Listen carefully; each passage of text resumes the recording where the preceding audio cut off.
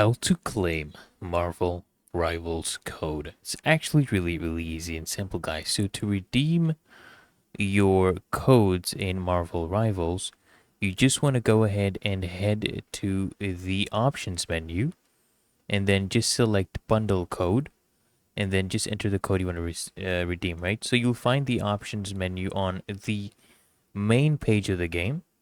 So you just press pause on your controller or escape on your keyboard.